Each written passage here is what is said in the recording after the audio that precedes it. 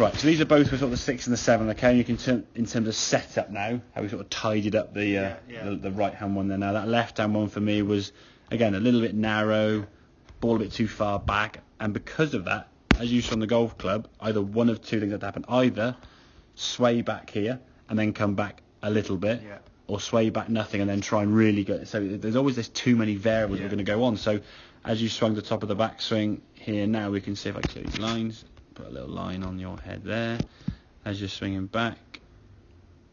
There you go. So you're moving off here now, and then you sort of stay back there behind it and a little bit sort of scoopy. So at impact, I get to here now, you can see your hands kind of on your right quad there, yeah?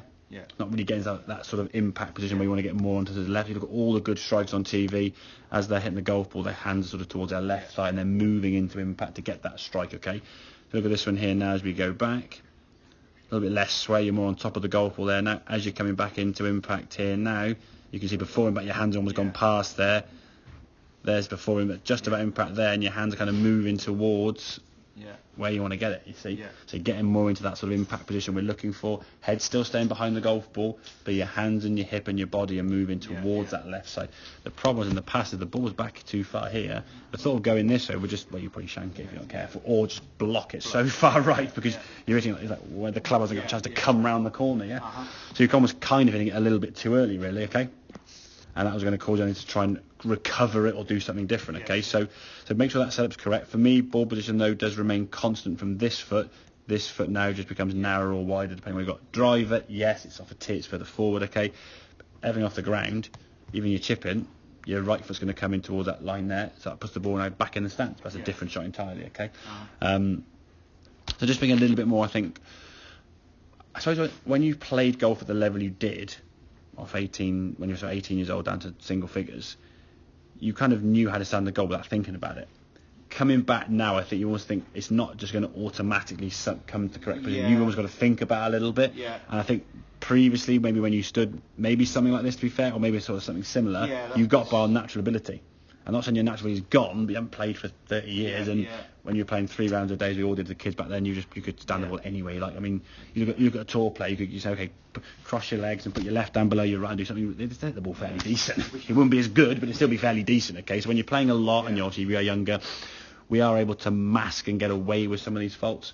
When we're a little bit older, obviously they haven't played as much golf and you're playing less frequently, in some ways setup needs to be better. And that's the thing for me. And again, from your point of view, it's a lot easier to change your setup and just say still swing the same as you do, because you swing it very, very good. Okay, rather than reinvent your swing. I think as a swing thought, just get that sensation, the hips and the hand are moving towards that wall, head staying behind the ball there. So it's a simple little drill I get guys to actually do. Up against the wall here, I was going this way so I can face you. As a left hander going this way from here now, golf setup, hip hands, okay? Hip hands. I'm not going to move this way into the wall. I'm not swaying into it, okay? Hip goes this way, hands go into the wall. And that's my impact position, okay? And it's interesting you said when I said, what do you think impact would look like? And you're pretty similar to setup. There's quite a bit. If you look at tour players and you just look at a freeze frame of their setup and a freeze frame of their impact, there is a massive difference, but a distinct difference you can see. And this is across the way. I saw a really good clip actually today. I wish I filmed it. I may have done, I'm sure.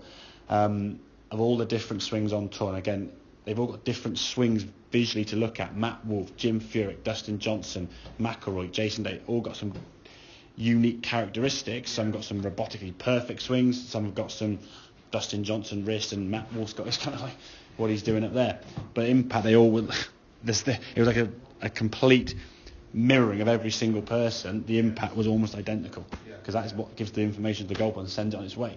Okay, and that for me, that last one, that is kind of your draw we're looking for. You push it 2.5, 3 degrees to the right, minimal spin of 245 or 244 side spin. It peaks its top and just falls left, and you're 5 yards right target. Not the kind of one that might hook this way, which could lend itself into the old blocky one that's the right there. So does that make sense, Scott? Yeah. Cool. Okay.